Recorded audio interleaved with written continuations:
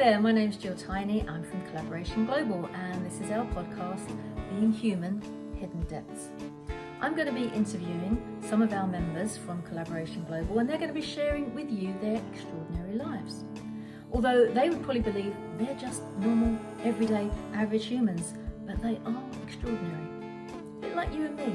We all have our story to tell. We've all been through difficult times, and we've come out the other end having learnt an extraordinary amount about ourselves that we can share with others. So I think you'll find lots of things that will resonate with where you've been in your journey as well. I look forward to seeing you on the other side.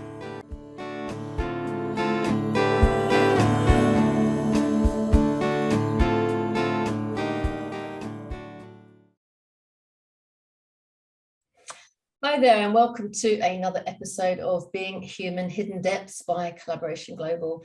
My name is Jill Tiny, and today I am very excited to welcome somebody who's just described themselves as an ideator.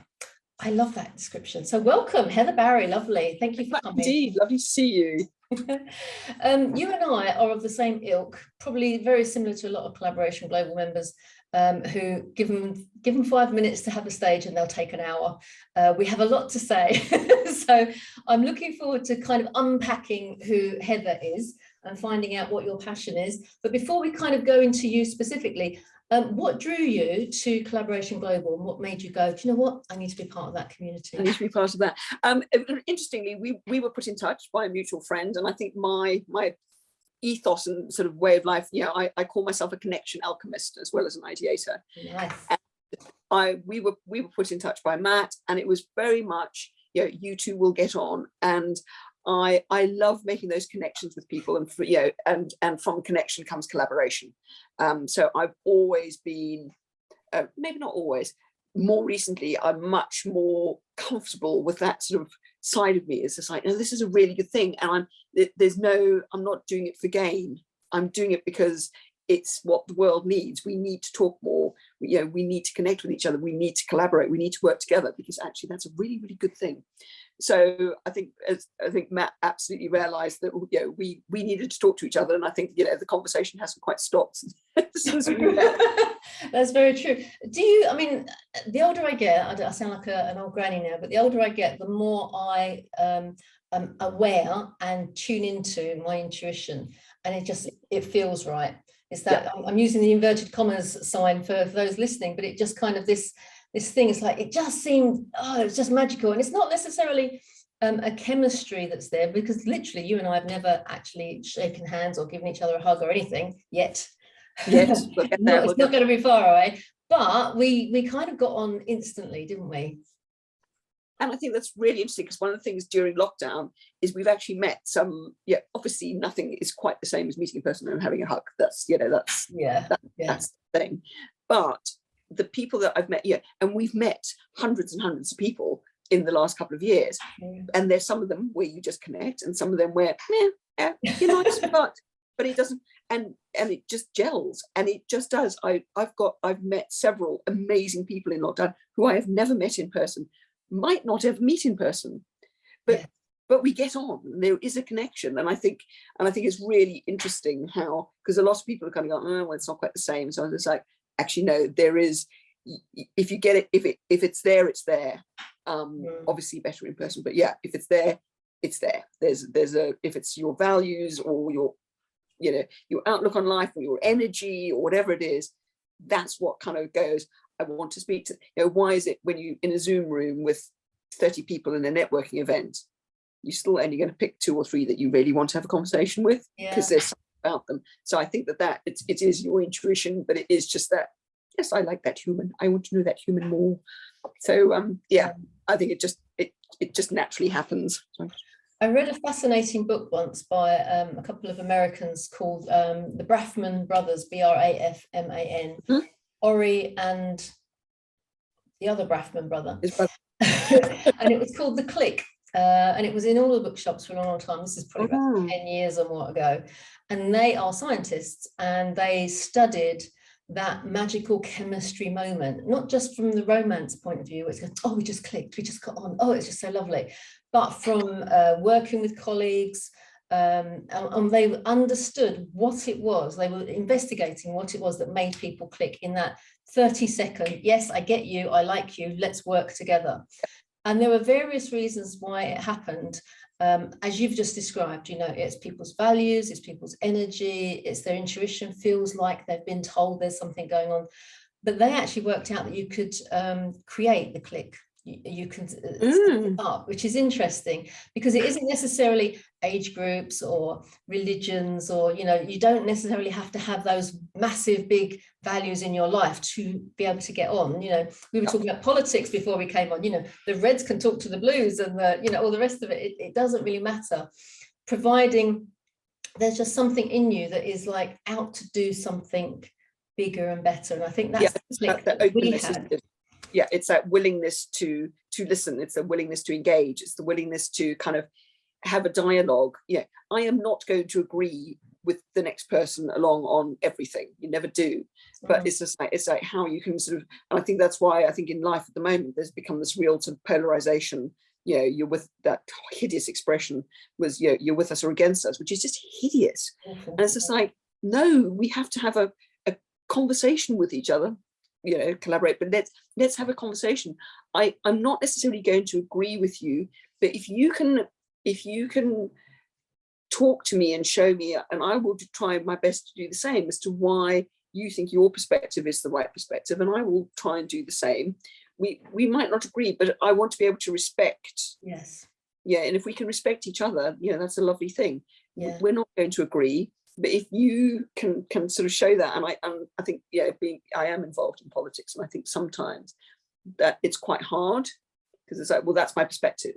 It's like, well, could you tell me why, other than the fact that it's the party line, can you tell me why you thought it was a good idea to vote for that? Have you thought about it? Exactly. Yeah. If you've given this like 3 seconds of thought, you might not. Does it still work for you? You want to understand that. I really genuinely want to understand why some people vote the way that they do, because I don't get it. Yeah, and that's the whole point, is that they might tell you something that you've got, oh, I didn't know that, I didn't realize that, I didn't see it that way before. And so I don't know if I've told you this story before, but I have on the podcast, but for regular listeners I will beg forgiveness for telling it one more time, because it just blew my mind at the time. If you imagine the day after the Brexit vote, there were a lot of angry people around. Both sides. You are for or against, somewhere in between. And we had a Collaboration Global meeting in London, and we had a lot of people arrive. And somebody was quite upset and came up to me and goes, I know we've got a regular meeting sorted out, but I really do think that we should talk about it, because and oh my goodness, she was ready to blow. She needed to talk about it. She needed to get it off her chest and have someone. And I don't know whether she thought she was going to be in a room full of agreement or not. And I said, okay, it's still house rules. Collaboration Global says you listen with respect. There is a fundamental love in the room for the other person, irrespective of what their opinion or their thoughts might be. So we spent the best part of an hour. And funnily enough, it was about 50-50 in the room. And it was very emotional. Yeah, there was some tears going around, understandably. It was a very big thing in the UK at the time.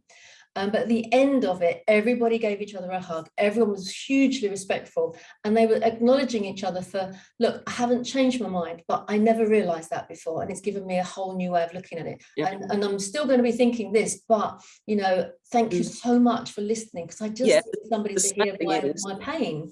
Yeah. And those conversations should have, sorry to interrupt, but those conversations should have happened before the vote. And that's the sad thing, is that so many people didn't understand the perspectives of the other side, and people didn't talk to whatever your opinion or thinking might be. Stay in their silo, that tragedy of it all. And I think that's led to sort of more division. So as I said earlier, it is about people having conversations and listening and really trying to, as I say, not so why don't politicians listen? Anyway, that's that's a whole other podcast. It is indeed, yeah. Let's come back to Heather. Let's get to know Heather in the next sort of 45 minutes or so. When you were younger, what was 8-year-old Heather going to do when she grew up? What was her passion? Never knew. I still, in my 50s, still I'm kind of there. I love, which is brilliant. But no, you get some people going, I want to be a doctor, I want to be a, never really had that. I had been very, very poorly when I was born, and had sort of open heart surgery when I was 5 and a bit. And but came through that all good. I am a medical miracle. I should not be here. Nice. But I do think, and I think there is an element of that has always made me more a bit sort of gung-ho in a way. It's like I see something and I'm going to go for that. But the flip side of that sometimes is I'm not the best completer finisher, because I'm like, oh. So I know that about myself. But yeah, and we traveled and moved around quite a lot when I was younger. So I think it was probably slightly, and I when I was sort of heading towards the end of school and having to kind of make a decision as to what I was going to do, sort of tertiary education, I was like, oh, well, look, I really love stuff around this of the human body and all of that. So I could kind of go down the physiotherapy and whatever. But actually, I really love food. So I could go to kind of hotel school. And oh, by the way, I really love business as well. So which is what I ended up doing. I ended up doing, accountancy, because that was the good, solid, safe thing to do. So yes, I am an accountant. I know this might be quite hard for some people to believe. Accountancy. But it gave me a great grounding, which is fantastic, for which I am forever grateful. But I did that, and business economics and all that sort of stuff.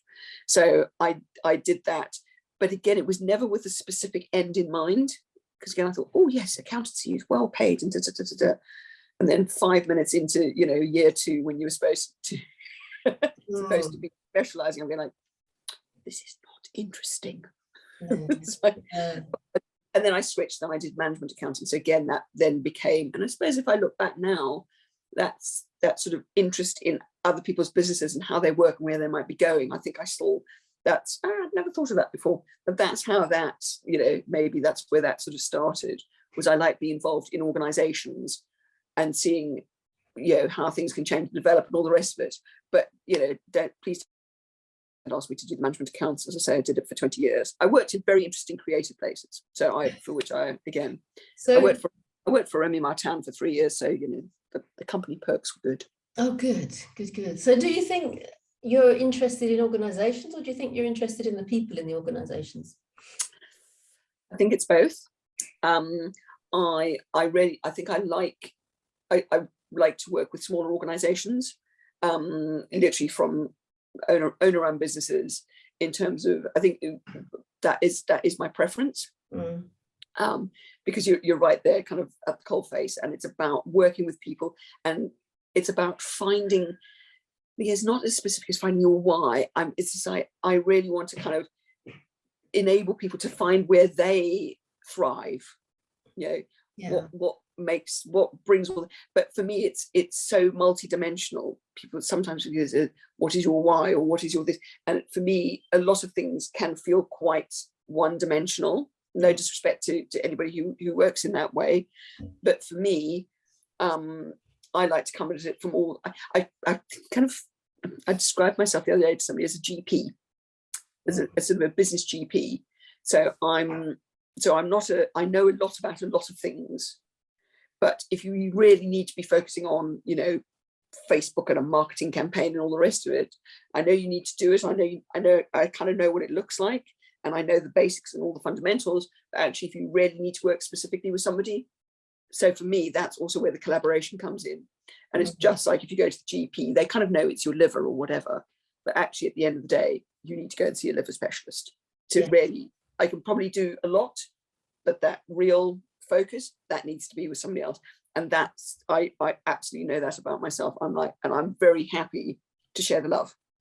Yeah, well, that's one of the reasons in the beginning, back in sort of 2012, that we were looking at collaboration, in that there are an awful lot of business coaches out there who, and myself included back in the day, that would say to a client, this is what I do, this is what I love to do, but I can also do that, and I can also do that, and I can also do that bit over there.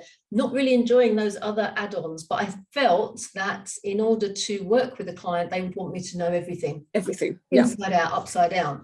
But in reality, if you have 2 or 3 people that actually share share the one client, but also go to them for their specialism and the bit that you love to do, the bit that's your genius, that you think anyone can do that, and everyone else goes, no, we can't do that, you're brilliant at that.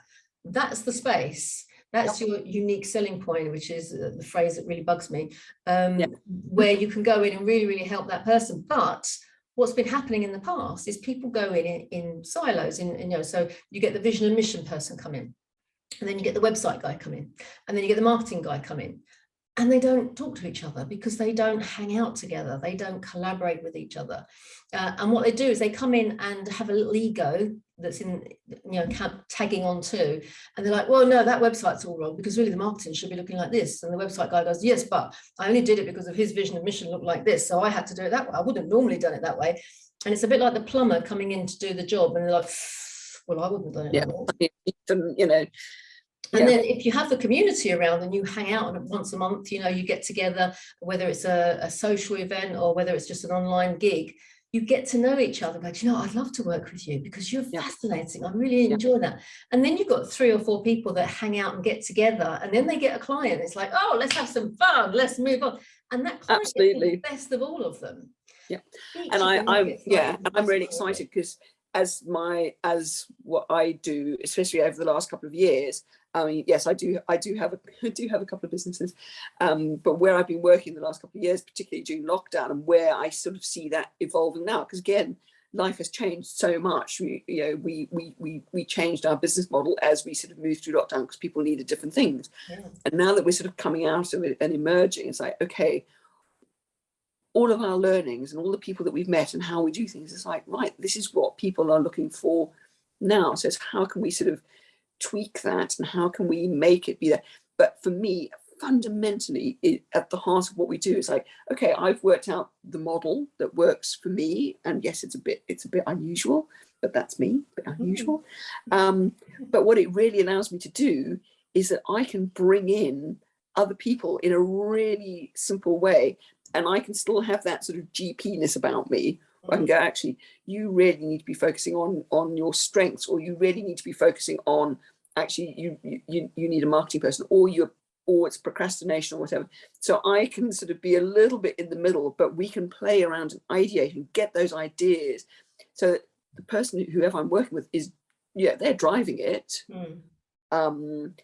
But we're sort of driving it together, and it's a bit of play, and we're sort of orchestrating, a bit of an orchestra thing going. But then bring in the right people that we need, and for me that's just fun. I get to work with people I like working with. What's not to like? Yeah, exactly. And I love that feeling when you've got that relationship with a business owner, and it just feels like you're their right-hand person. And so you're not being given instructions, and you're not telling them what to do, or you really should be doing this, it's this kind of, as you say, this ideation of working together. And if you're a solopreneur and you maybe trialed various different things, you've got a certain amount of knowledge and experience, but quite often you just want somebody at the end of the phone to go, thinking of doing this, and I was not really sure. And you go, well, have you thought about that? And what about that? And have you think that's a really good idea? I think I like where you're going with it, but it might not work because of I didn't think about that. And it's just helping that person to bounce ideas off of someone who is their equal. It's not their member of staff. It's not a mate down the pub. It's not somebody who has a business that's totally unlike your business, but they're in business, so they must know this kind of stuff. But it's also not your partner or your business or your bank manager, should you still have one, who has a vested interest in the outcome. So it's almost like you don't have the space to ideate and play with some ideas and throw them around. And I was trying to get, well, is there a word for this person? Like, ideator is as close as I get. But there's an element of mentoring, there's an element of coaching, there's an element of consultancy. And we've kind of mushed this yummily together, but now I have to find the right word. I like ideator. Actually, one of the things we do when we talk about collaborations is we have profiles for people, and it's not like the personality profiles that you'd get when you fill in a million questions and find out, oh look, I'm a blah blah blah, like the Enneagram or anything. It's just the kind of an awareness of the responsibilities that are required throughout a collaboration. So you have the visionary, that person that goes, I've got a brilliant idea, great. Well, then you need a catalyst to go, right, what do we need? Let's get this going. And then you need the driver to go, right, what's the timescales? How are we going to do this? And it doesn't mean to say that everyone has to have their own profile and they stick to it. You can move around and try, change it up. Like the visionary could go, right, I've given you the idea, I'm off now, bye. But actually, they need to come back halfway through and go, that wasn't the original plan that we started with. And is that still okay with you? Because it's that ongoing journey to it is an ongoing journey. And we've worked out there's about 12 profiles that we kind of need. And it sounds like the way you work with your clients as well, there's this little hat you wear here, and then there's another hat you wear over here, and another hat you wear over here. Because there are all these little roles, aren't there, that are required. But it's the buck stops with the business owner. Because, absolutely. Obviously, so that's what I like about a collaboration, is that you start out and you kind of, the buck stops with all of you. And also you create a purpose for the project around it, and I think that's quite an inspiration for everybody. It's like, and it's not the purpose is let's make loads of money, because that only works for a short amount of time. And the conversation when you first get together isn't about well, if you make 20% and I make 30% and they make 20%, and let's not talk about the money until you've actually got the whole project ready to rock and roll, and then see where it's going to go with that. And I think one of the other things that I've I think we've all watched 101 webinar seminars things, and yes, I'm there's a course that I'm working on at the moment, and there's nothing wrong with that, because I love learning, I love collaborative learning, I love peer-to-peer mentoring, all of those lovely things where we learn from each other. And I was looking at this one thing, but then it's just like, follow my program and you'll be on 60 grand a minute by next Thursday. No, I mean, no disrespect to anybody who uses that model. I think we can all learn things from each other, but my business, your business, they're different. And if I implement every single one, it'll still look different to how yours does. And for me, and I think we all have different goals and visions, as I don't want to be earning 60 grand a minute. No. Nice as it would be in a way, but in terms of the business mechanism behind that is not my goal. It's not that's not my happy place. So I think that what I really love is that to create something that really fits the values of the client and what the life and again, it's just like, when it's a lifestyle business, it doesn't matter. Does what you do make you happy in every way? Does this make you happy? If the answer is no, then what can we change? Yes. And why the hell would you do it if the answer is no? And we've all done it. We've all been there and done things that don't. Well, you've got to try this stuff out, haven't you? Worked with people. It's like Andrew Miller. He said at one of our meetings a couple of months ago, his company is called Business Enjoyment, which I love. But basically, if you're not enjoying it, don't do it. And he did a little talk entitled "Goals Are Bad," and I was like, I've thought that for years. Thank you so much for saying it out loud, because I've never been driven by a goal, and yet that's what we've been taught. Anytime, as you say, you go on the webinar, you go on this course, you go on that course, and it's like, well, what are your goals? What are your 90-day plan? And I've done it a totally different way, and it's just like knowing that you've got to find your way. You've got to find what drives you, and you've got to find out. So following somebody else's recipe for their success doesn't necessarily mean it's going to create the recipe for your success. And it's just working out what's the best thing for you to do. I'm trying to remember, there was a thing about following somebody else's dream doesn't get you your dream. Because that's their dream. And it's slightly better put. I must find it because it's somewhere in my office. I'll look for it when I'm back home. And I just, so for me, it's quite interesting, because if you try and, when you step out the box of kind of going, well, I can teach you how to do, I can teach you how to do Facebook ads, or I can teach you how to do that. It's a very structured thing, more product based. Obviously, it's a bit more challenging when you move into the more sort of coaching consultancy sort of space. But again, even then, when you're trying to do things coming from a different perspective and with a different, it's sort of, it's quite interesting to see how the words sort of start to kind of come out, and it's just like, how do you talk about it? And I think this is going to be, so for me, this is kind of work in progress at the moment, as to how I talk to people about what we're doing, what I'm doing, and I think it's really exciting, because I keep coming back. These are the things I love doing. I love to, as you said right at the beginning, put me on a stage. I'm a very happy bunny. Let me have an ideation session. And I literally did something with a friend. She phoned me up and she said, I need to do this. And she said, and I thought of you. Brilliant. This is what we want. And she said, can I come and take you out to lunch? So we went to lunch together, and she'd done a fair amount of work on what she says, well, I'm here, and then this is the really good from where I am, and then that's the dream light, and then that's the dream super. And yes, we had a very nice lunch together, and we were together for about 4 hours. Wow. Which was amazing. And we literally got to a point where basically the 2 steps in the middle, she didn't actually need to go through them really, but we picked out the elements of what they were, what was important in those bits.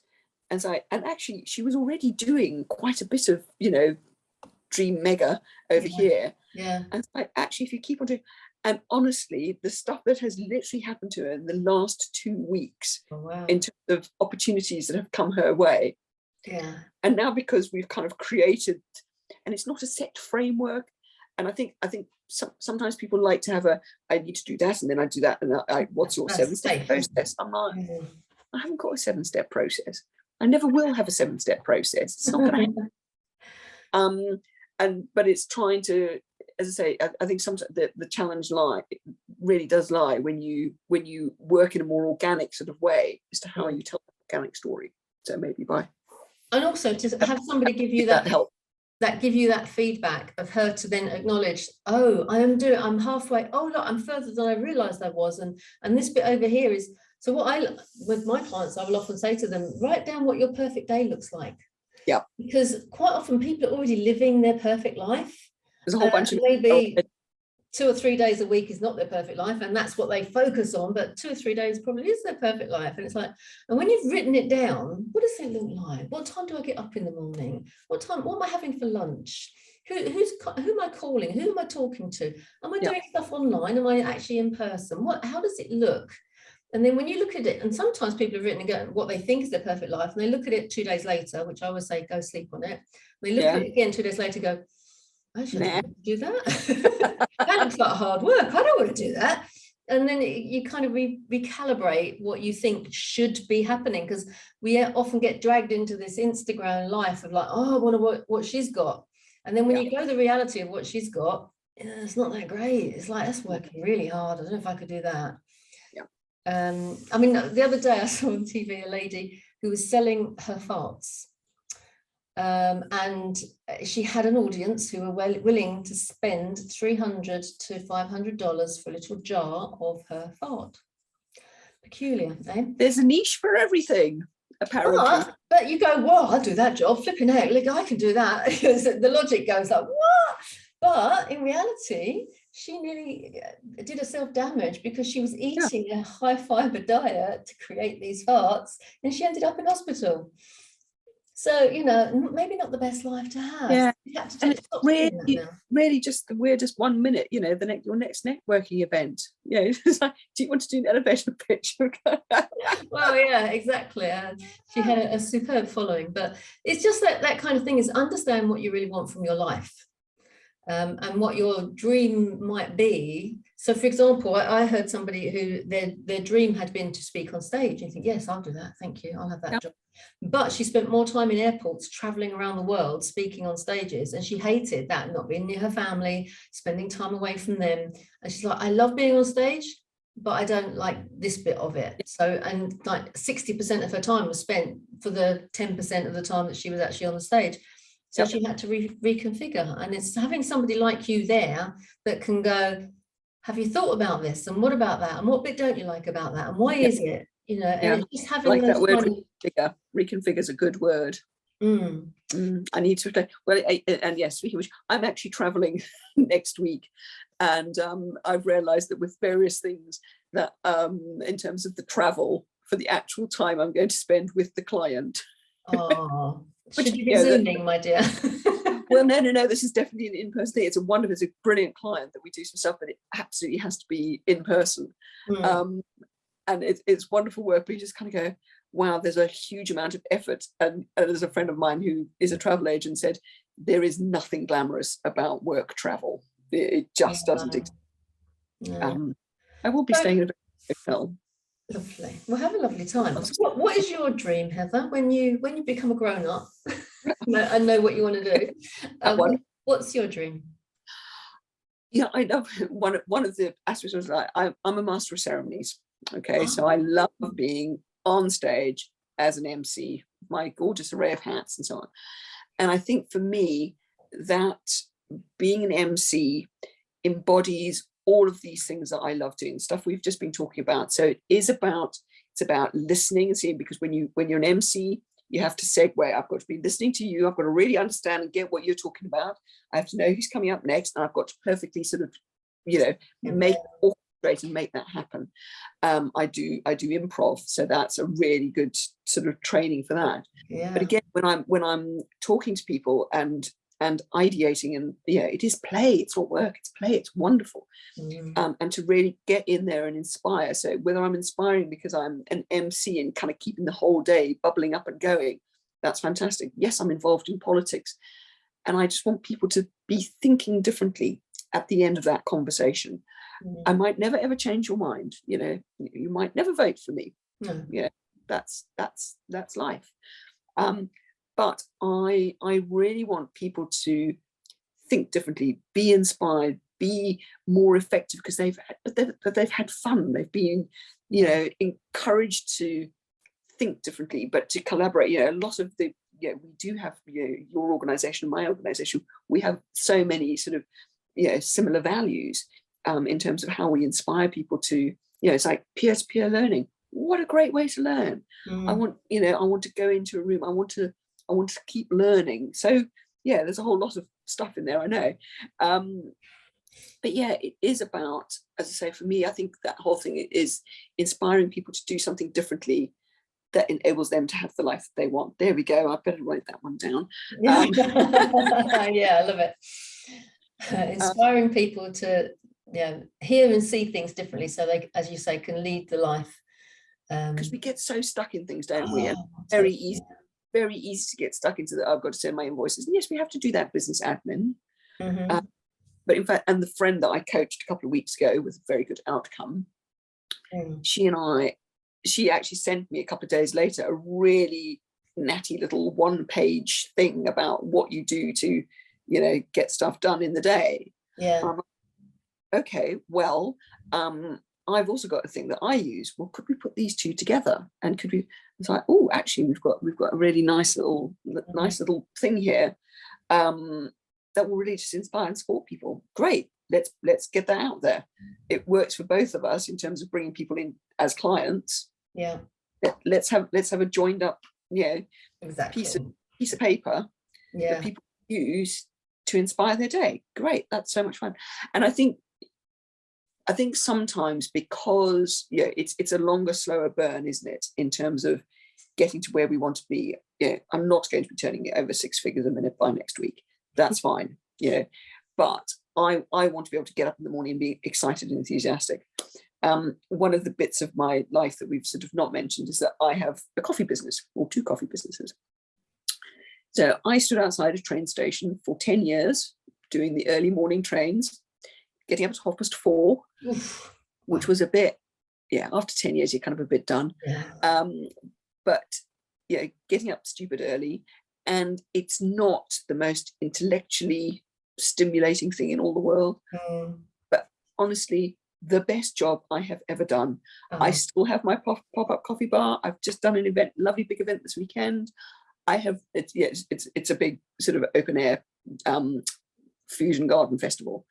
And I'm in the same place every year. I've been doing it for 13 years now.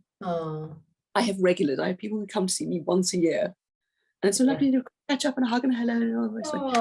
It is standing around making coffee is just like, it's the best job in the world. Lovely. It's so lovely. And to be part of somebody's day, to like I used to be at the train station, and there were days when you sort of run onto the train platform with somebody's coffee and you kind of set them off on the day, and they don't miss their train and they've got their coffee, and I'll pay you tomorrow. Oh, lovely. Yeah, it was absolutely just the best thing. As I say, didn't make me a fortune. It didn't challenge me intellectually. I did other stuff in order to kind of get that brain thing, but it challenges you intellectually because of the people and the conversations and the talk and the engagement with people. And that was absolutely best job ever, bar none. That's awesome. And I love that. If it made more money and didn't involve getting up at 4:30 in the morning and standing in the snow, I would probably, and if I didn't have to have my pitch on something owned by Southern Railway, if all those things were not okay, I would still do it in a heartbeat, an absolute heartbeat. It's what makes the world go around, those kind of things, though, isn't it? I bet they missed you when you weren't there after those 10 years. They must have got, where's my coffee? Somebody did come in after me, so that was fine. And then of course COVID, so it's all changed again. But the person who was my first ever customer, who literally walked around and went, and then went, and can you do me a long double espresso? I went, yes. You know what I'm asking for? I went, yes. And she is still one of my dearest friends. My first ever customer, and for me that's just fabulous. And that's when you know somebody's in the right job. We went to a restaurant once, and the waiter was amazing, and he was just so lovely, and I called him over. I don't mean to be rude, but are you just the waiter? And he went, no. He had like 3 restaurants. He owned 3 restaurants, and he just came into this particular restaurant to keep his hand in, because one, he loved doing it, 2, it helped him to understand what his staff were going through, and he just had the best time, and he made sure everybody had the best time. And I was like, I wanted to tell someone, I wanted to say, can I speak to your manager, and go like, well done, and gave him the best tip ever. But he made everyone's day fantastic because of his attitude, and he just loved what he was doing. And so I like to think that I kind of bring that same energy and that sort of inspiration and that care and all of that into what now. Yes, it shows up differently, and I'm doing it in a different way, but I love it just as much. And there's tweaking around the edges going on at the moment, but that's fine. We do that all the time. I love the fact that there are people out there that love their day job and love every minute of it, whatever it is, whether it's sweeping the roads or being waiters or serving coffee, and yet there seems to be this pressure out there to be bigger, be better, be more, earn more, and quite often we can scale down what our needs are so that we can fit with the income that we've got and just enjoy the free stuff. It's easier said than done, I know, if you're struggling at the moment, but I think we're all going to learn that we have to walk more so to get in the car, and maybe grow some fresh vegetables if we've got a window box, and different things that can make a small teeny difference. And I think for me it's those elements of what was it about the station, and what is it about doing coffee at an event or whatever it is? What are those elements that are important for me? So what is it? Yes, it's that lovely human connection. Yes, it's that somebody feels better after that interaction. Yes, it's that somebody's the conversation we've had has sparked a new idea. All of those things were what I got out of being doing coffee. Lovely. And they still there today, because I was getting involved in a relatively technical thing that I was sort of trying to deliver, and I realized I was suddenly becoming the tech desk. It's like, this is so not me. This is just not me. It wasn't big enough to be able to bring somebody in to do that. And I'm like going, but I'm never going to grow it to be big enough, because my little subconscious is going, but if this gets bigger, you're going to be on the tech desk. You don't want to be on the tech desk. No, don't make that sales call. Yes. Oh dear. That was quite an aha for me. Isn't it lovely when you actually do know what it is that fulfills you and fills your heart with joy, and creates your perfect day? Listen, on that point, we could natter, as we know, all afternoon, you and I. So where's your coffee trailer going to be next, in case people want to go say hello? Doing a friend of mine phoned me up. She said, I've had this insane, this was last year in the middle of lockdown. She said, I've had this insane idea, and I'm going to run. She's very much into crafting, so the whole thing, which sort of leaves me, I don't understand it at all. It's not my thing. But there's a huge thing. I hugely admire it, and I think it's wonderful that, because it's creative, there's all these lovely things. And she said, I'm going to do a whole crafting weekend. There's camping, there's music, there's all sorts. Can you come and do the coffee? And I went, yeah. Anyway, it's all come together. So my next event in a few weeks' time, I will be in a field with 600 people. Excellent. And making coffee for the weekend. So yes. And then I do stuff for a couple of some small charities, people I've worked with for several years, and I do a triathlon thing, and there's a school that I work with, and I do all their sports days. So it's just fun. And then I've got plans for a couple of years' time. So we'll have to watch the space, because there's going to be a huge project, completely project. Well, I'm looking forward to next year. I missed it this year, but I know you're at Leonards Lee in West Sussex as well, so I shall be popping along to see you there. Obviously, we will meet in the meantime before then, so we can give each other a hug. We are actually not that far apart. No, exactly. We're in the same part of the world, which is lovely.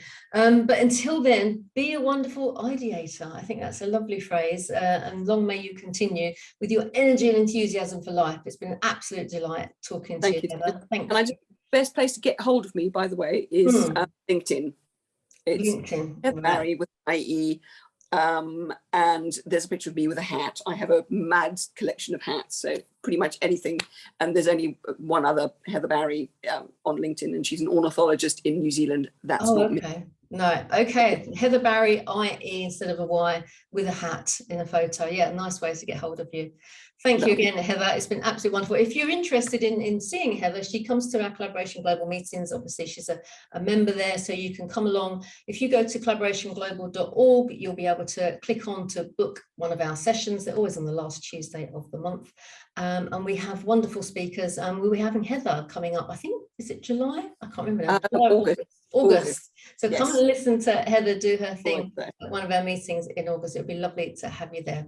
Thank you again, Heather. It's been absolutely brilliant. Thanks so much, lovely. It's great.